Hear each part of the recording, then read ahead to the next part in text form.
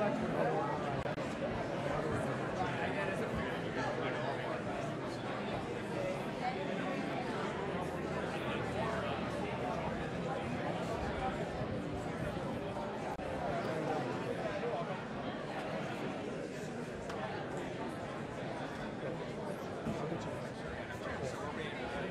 put myself.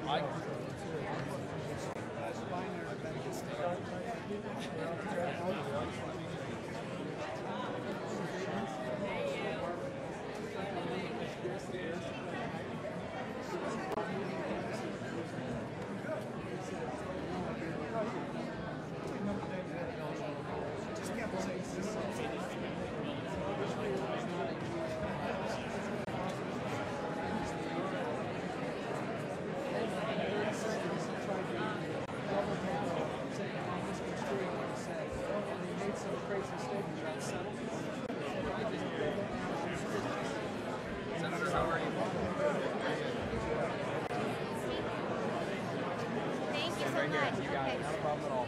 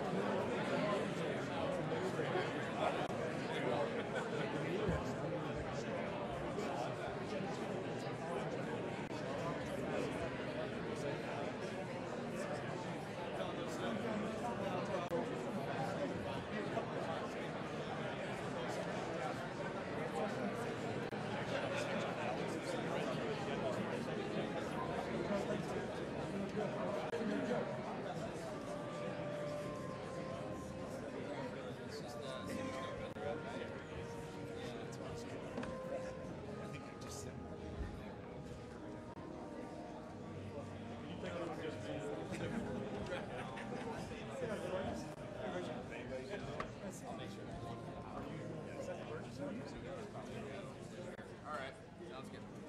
Yeah, bye.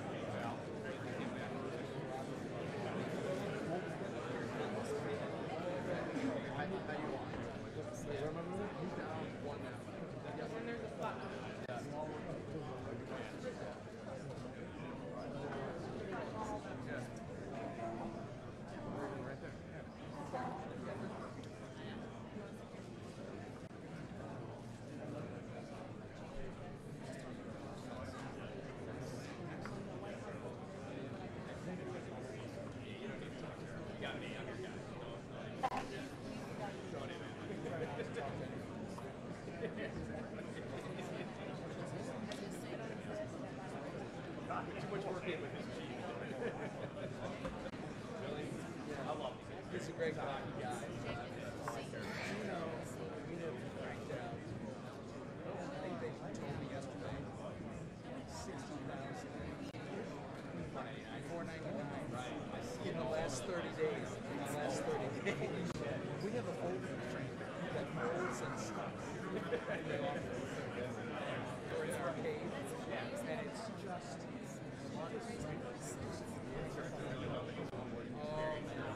Well, we can do $2,000 fold and stuff. And with an insert too. In 20 minutes.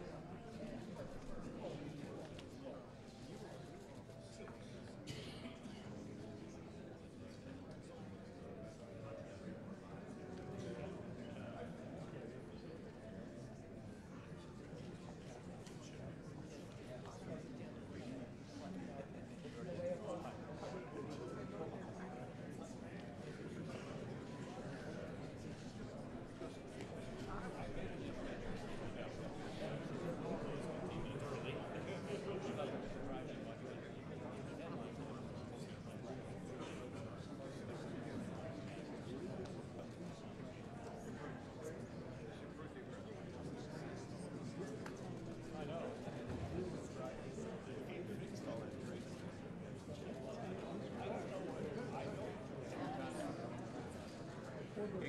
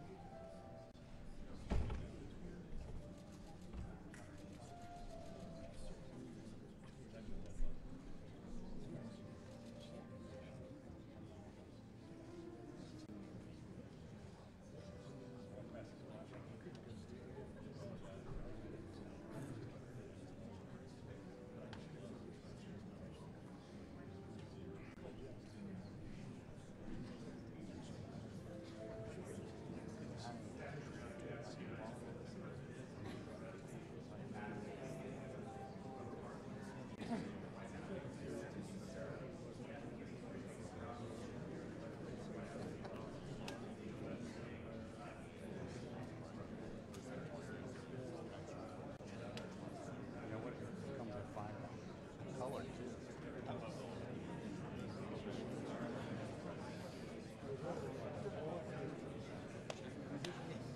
Pretty sure you're short out.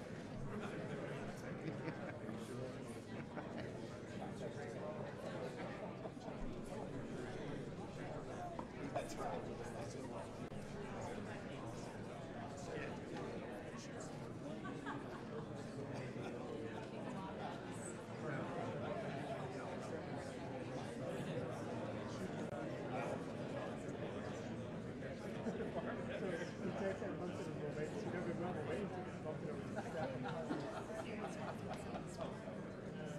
Oh,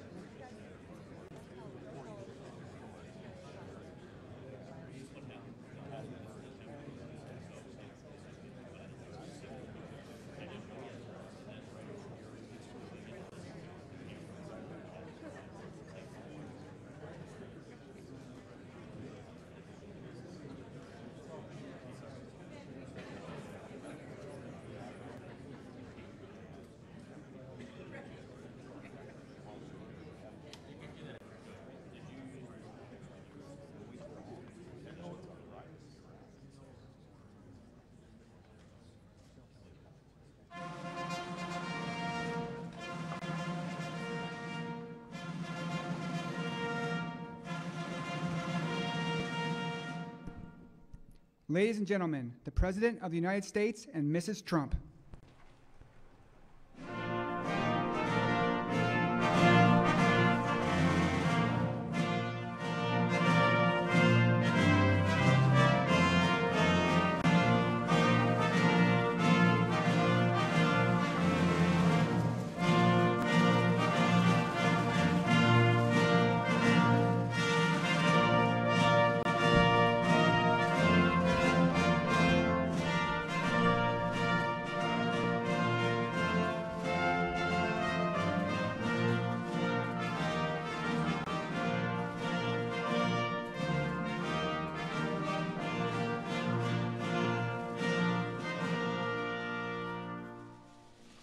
Good afternoon. Please sit down. Before I begin, I want to take a moment to talk about today's news and the attempted attacks on President Clinton, President Obama, their families, public officials, individuals, and organizations. We cannot tolerate those cowardly attacks, and I strongly condemn all who choose violence. I'm grateful to the Secret Service, as well as the local and federal law enforcement, for all they do on a daily basis to keep us safe and encourage people across the country to choose kindness over hatred. I want to welcome you all to the White House to reflect on the progress this administration has made in tackling the opioid crisis, and more importantly, to look ahead at the work still to be done. We are here to talk about the continued actions we are taking to combat the opioid epidemic, which my husband will talk about in a few minutes.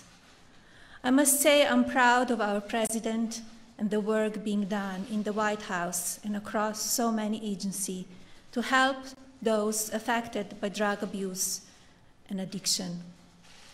Just last week, I visited Thomas Jefferson University Hospital to learn about their maternal addiction treatment, education, and research program called Matter. This program supports families and babies born with neonatal absence syndrome by providing mothers with the tools they need to help become successful parents. My campaign, Be Best, is committed to helping children and the many issues they face as they grow up. And sadly, drug abuse is one of those issues. Be Best will continue to shine a light on successful programs like Matter that demonstrate positive results for children. Over the past year, I have traveled both nationally and internationally, learning about many of the programs offered through private organizations, schools, and hospitals, which are meant to help children and families as they deal with drug addiction. What I constantly hear is the need for support at all levels. Law enforcement needs our support and the resources necessary to stop criminals from putting drugs on the streets. Families need the resources to get treatment and follow-up care for loved ones. Those who are addicted need the support, resources, and guidance to know they are fighting a disease and should not be ashamed. Young mothers need the support necessary to not only beat their addiction, but get the tools needed to become successful parents. Babies born addicted need the resources for treatment, but also need follow-up care for years to come. I was honored to be part of a roundtable comprised of several experts at Thomas Jefferson University Hospital that was convened to help with the design and implementation of a new initiative the Department of Health and Human Services is working on to measure the long-term health outcomes and needs of infants suffering from neonatal absence syndrome. As a nation, we must come together to fight this epidemic by providing as many resources as possible, and I know that as long as my husband is in office, this will remain a priority. Fighting opioid abuse goes across all party lines. Thank you all for being here and being part of the fight to end this epidemic. It is now my honor to introduce the President of the United States.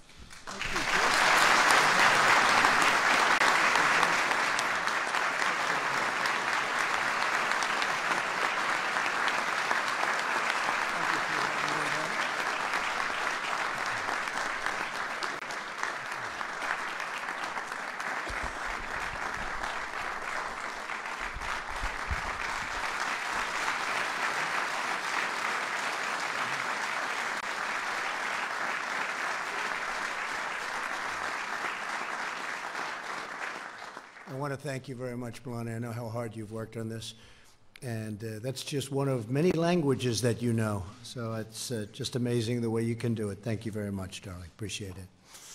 Also, I want to thank Mrs. Pence for being here.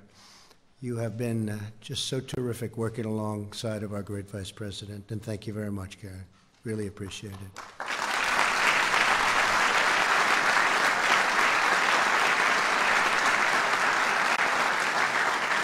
I'd like to begin today's remarks by providing an update on the suspicious packages and devices mailed to current and former high-ranking government officials. The safety of the American people is my highest and absolute priority. I have just concluded a briefing with the FBI, Department of Justice, Department of Homeland Security, and the U.S. Secret Service. As we speak, the packages are being inspected by top explosive experts, and a major federal investigation is now underway. The full weight of our government is being deployed to conduct this investigation and bring those responsible for these despicable acts to justice. We will spare no resources or expense in this effort. And I just want to tell you that in these times, we have to unify. We have to come together and send one very clear, strong, unmistakable message that acts or threats of political violence of any kind have no place in the United States of America.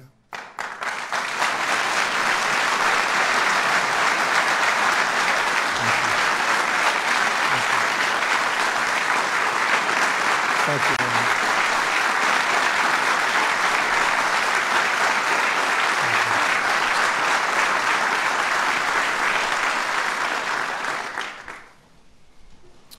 It's a very bipartisan statement. I can tell you from both sides. We both agree on that. This egregious conduct is abhorrent to everything we hold dear and sacred as Americans. My administration will provide additional updates as they become available, and I just want to thank everybody for their understanding. We're extremely angry, upset, unhappy about what we witnessed this morning, and we will get to the bottom of it. We're gathered together today to address America's drug and opioid crisis, and a crisis it is, which now claims 70,000 lives a year. 1 year ago, I addressed the nation in this very room and declared the opioid crisis a national public health emergency. And that's a legal statement, that's a legal term. Today, we are here to update the American people on the historic action we have taken and to sign landmark legislation to defeat the opioid epidemic. I want to thank the cabinet members in attendance today, Attorney General Jeff Sessions, thank you, and Secretaries Ryan Zinke, Alex Acosta, Alex Azar, Ben Carson, Betsy DeVos, Robert Wilkie, and Kirsten Nielsen. Thank you all very much. I know how hard you're working on this and other things. Thank you. Thank you.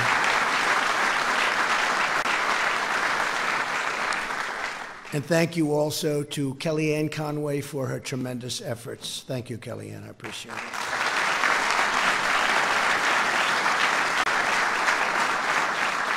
We're also honored to be joined by state and local leaders, private sector partners, along with families who have suffered terrible heartache from the opioid epidemic. Together, we are going to end the scourge of drug addiction in America. We are going to end it, or we are going to at least make an extremely big dent in this terrible, terrible problem. Over the last year, we have mobilized the entire federal government to address this crisis. We have secured $6 billion in new funding to combat opioids, the most money ever received in history. I want to thank members of Congress in attendance today, terrific people who have been instrumental in this effort. Senators Lamar Alexander, Lamar, thank you. Lamar, thank you very much. Rob Portman, thank you, Rob. Congressman Greg Walden, and also Greg for Right to Try, all of us, everybody over there, Right to Try. It's having a tremendous impact already. Thank you very much. Along with Senators Shelley Moore Capito, Bill Cassidy, Maggie Hassan, Representatives Gus Bilirakis, Michael Burgess, Barbara Comstock, John Faso, Bob Goodlatte, Garrett Graves, Richard Hudson, Mike Kelly, Bob Latta, Keith Rothfuss, Tim Wahlberg. I want to just thank you all. There could be a couple of extras. We'll thank you afterwards, okay? We'll thank you afterwards. Thank you.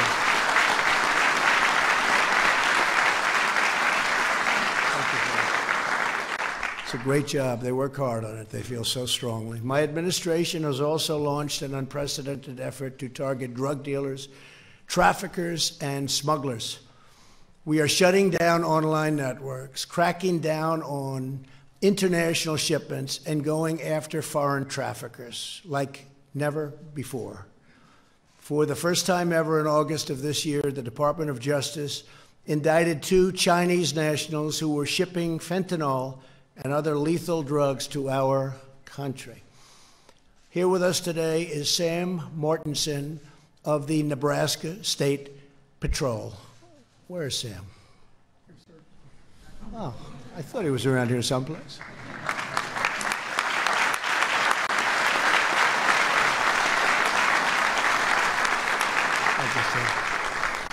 In April, Trooper Mortensen seized 118 pounds of fentanyl, enough lethal doses to kill 26 million people.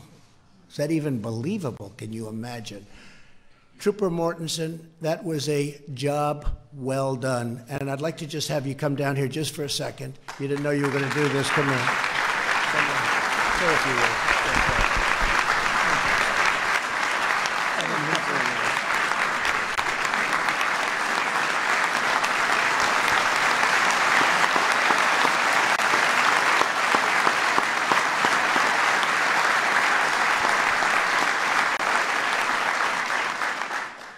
First off, thank you for having me here today. This is a huge honor, not just for myself, but to represent all of the law enforcement officials in Nebraska. Every day there's a lot of people out there that are doing what I did. They're doing it day in, day out, and there's a lot of people that came before me that taught me how to do this job. And so on behalf of them, behalf of myself, and behalf of my family, thank you for having me here. Thank you so much. Good job.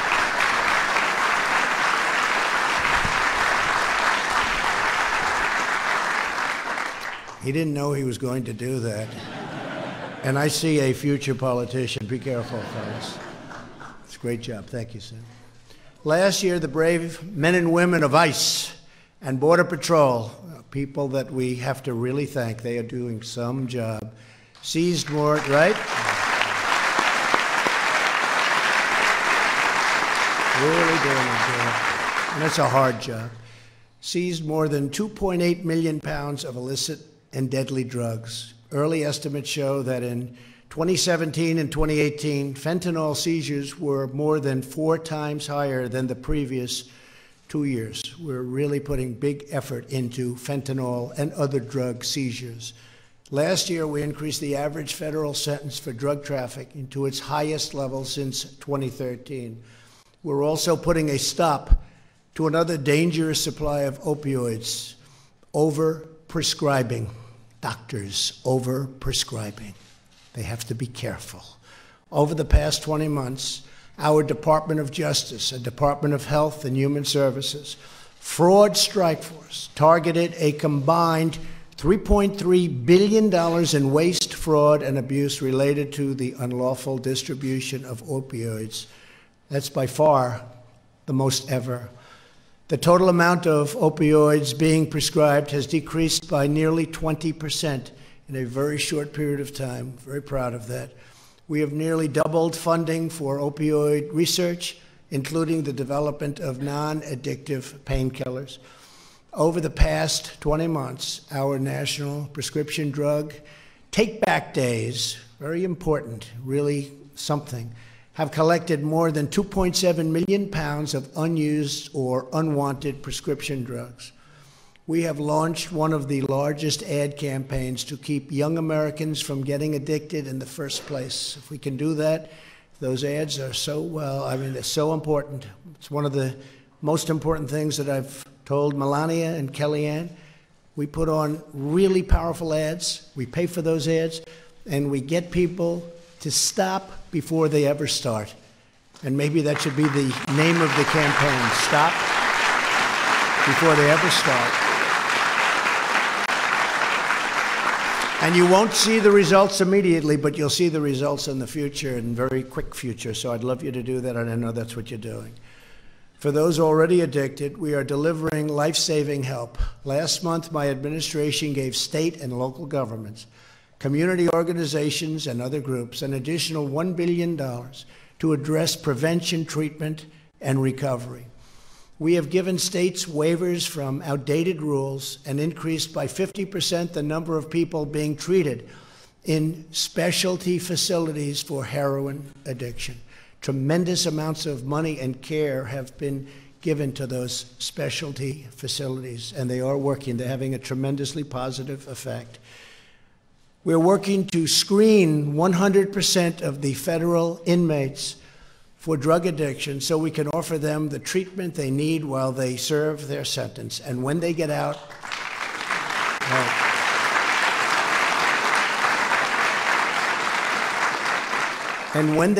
our economy has become so strong that they are getting jobs for the first time almost ever, certainly in memory. They're coming out into an incredible society, an incredible economy. People are hiring these inmates. They're getting a second and sometimes a third chance. And the response has been incredible from the people that are doing the hiring. This is the first time that's ever happened. They're getting a chance. And it makes me very proud. And that's because of a tremendous economy. And people also opening up their hearts and minds to giving these people a second chance. So that's really terrific.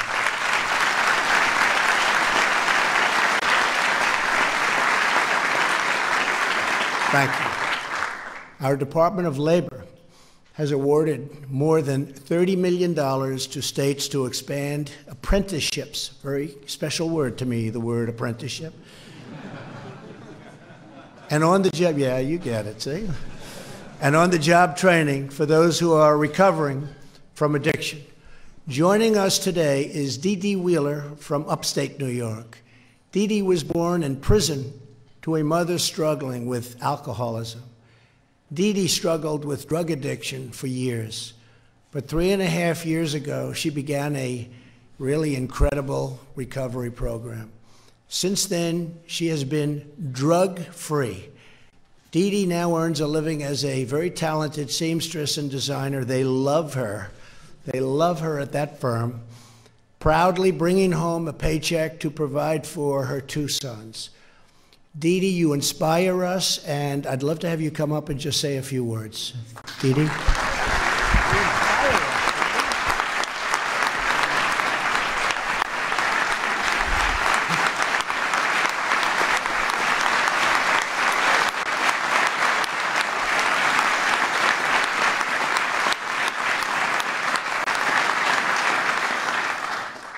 First of all, I want to thank God.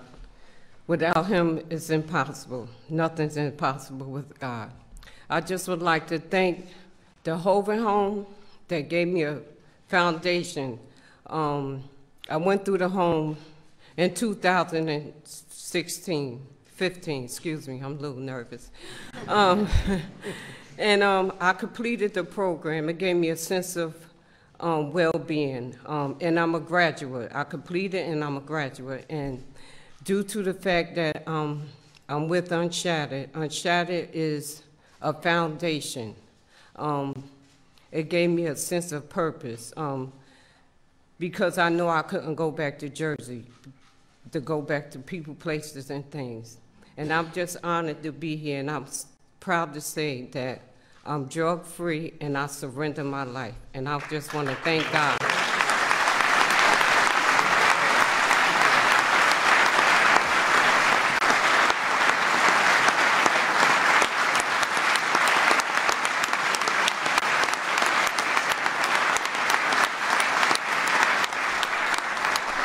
Thank you, Dee Dee. Well, I didn't tell Dee Dee and Sam that they were speaking because this way they'd be nervous coming in. Now I just put them up. And did they do great or what, right?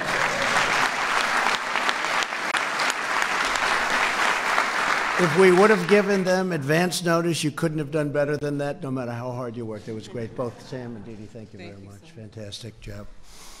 In order to build on our progress, in just a few moments, I will sign the single largest bill to combat drug crisis in the history of our country.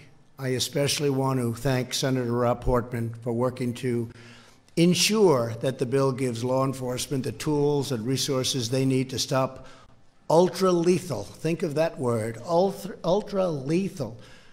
That's a big statement. Drugs like fentanyl from being trafficked throughout our mail. And Rob, I do have to thank you. I know how hard, please stand up, please. How hard you've worked.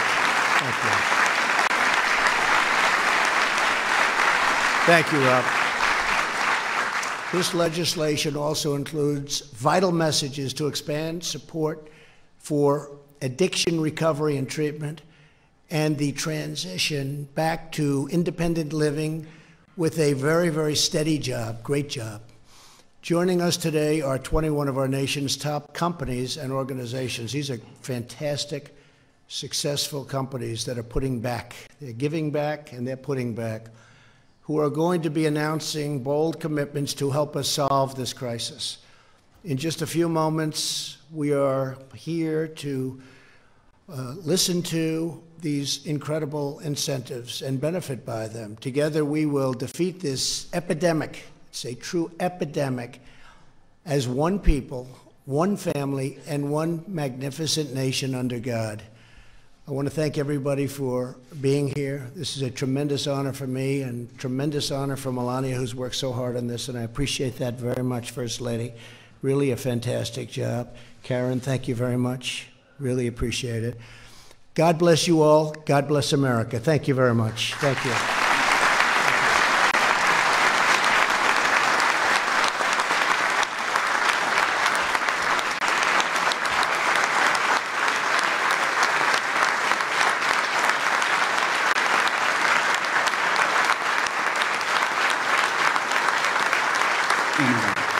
Mr. Brian Huseman, Vice President, Public Policy.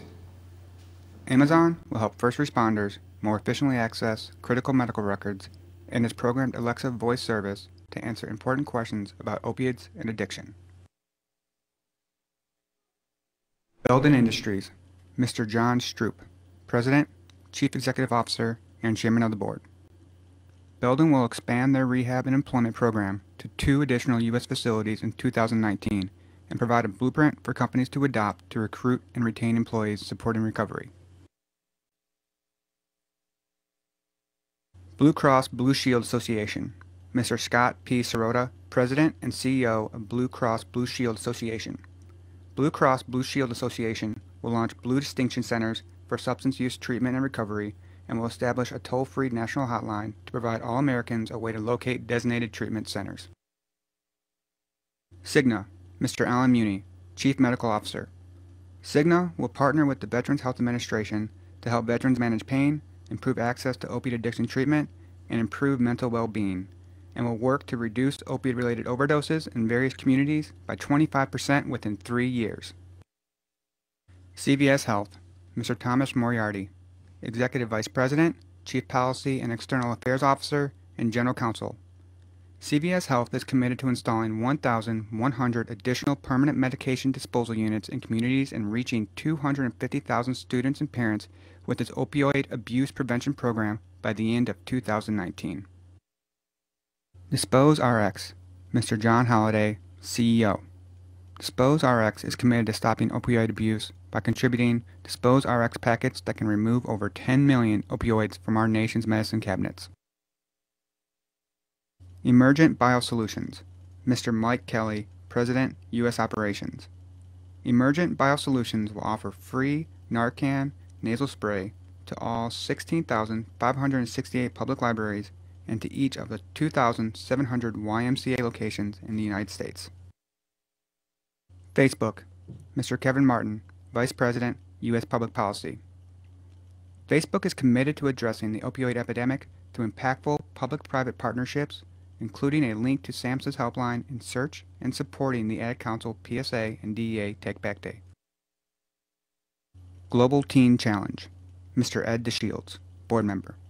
Global Teen Challenge, the largest treatment center worldwide, is building a national treatment information system so its 250 U.S. treatment centers can understand which recovery programs are showing the most promise of success from addiction. Google, Ms. Susan Molinari, Vice President of Public Policy and Government Affairs. Google has created a locator tool for National Take Back Day that they'll promote on google.com homepage, and will launch a partnership with Walgreens to display permanent drug disposal locations on Google Maps. Johnson & Johnson, Ms. Linda Murray, Senior Vice President, Consumer Experience and Global Editor-in-Chief, Baby Center. Johnson & Johnson will continue educating America's nurses and physicians to fight substance abuse and launched an opioid addiction awareness campaign that reached more than 2.5 million expectant parents via Baby Center. Leidos, Mr. Roger Crone, Chairman and CEO. Leidos is committing to an additional $3 million to opioid-related causes and furthering efforts to educate our workforce of 32,000 employees and launching a coalition of dozens of companies to address the crisis. MyPillow, Mr. Mike Lindell, CEO. MyPillow employs workers directly after graduating from faith-based drug treatment and will soon launch the Lindell Recovery Network to bring hope, recovery, and mentorship to thousands struggling with opioid addiction. National Head Start Association, Mr. Damon Carson, Board Chairman. The Head Start community will expand training to all 792,000 staff in over 21,000 centers nationwide to address the far-reaching impacts of parent substance use disorder on young children and families. National Safety Council, Ms. Debbie Hersman, CEO. National Safety Council will spread awareness of the crisis through the Prescribed to Death Traveling Memorial and will educate 1,000 more physicians on safer prescribing practices. Red Cross, Mr. Jack McMaster, President, American Red Cross Training Services. Red Cross will offer our online course, First Aid for Opioid Overdoses, to give all Americans the knowledge to respond to a suspected opioid overdose emergency, and will integrate opioid education in over 3 million annual first aid trainings. Rite Aid, Ms. Jocelyn Conrad, Executive Vice President for Pharmacy. Rite Aid is offering free Dispose RX packets with new opioid prescriptions. Its foundation installed 312 medication disposal units and launched the Prescription Drug Safety Initiative for students across the country. Ultimate Fighting Championship, Mr. Lawrence Epstein, Senior Executive Vice President and COO. UFC commits to launching a public service campaign to bring attention to the opioid crisis, using UFC athletes, its powerful social media platforms, and popular live events to educate millions of people on the dangers of opioid abuse. Unshattered, Ms. Kelly Lingard, Founder and CEO. Unshattered will expand their partnerships with recovery centers across the country and provide employment and job skills training to double the number of women that we serve by the end of 2020. Walgreens, Mr. Rick Gates, Walgreens Senior Vice President for Pharmacy and Healthcare. Walgreens is expanding its medication disposal program to all of its stores and collaborating with Google to provide information about the location of disposal sites on Google's platform. Walmart, Mr. Paul Beam, Senior VP of Health and Wellness Pharmacy Operations.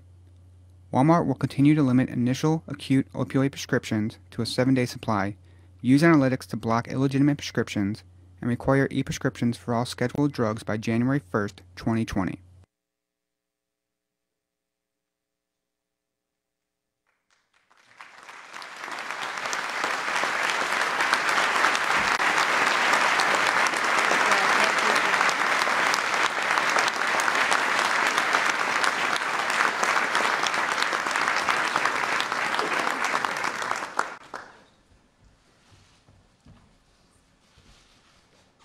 Thank you very much, everybody. Thank you very much.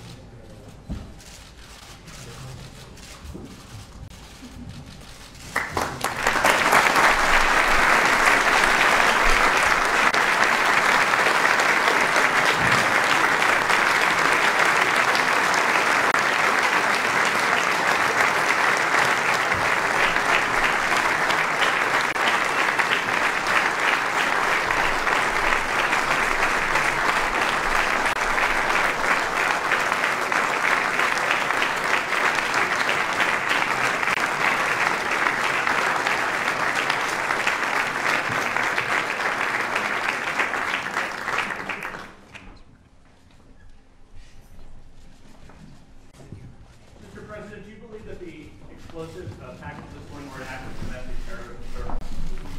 Thank you all very much. Ladies and gentlemen, please remain in your seat as the President and Mr. Trump depart the newsroom.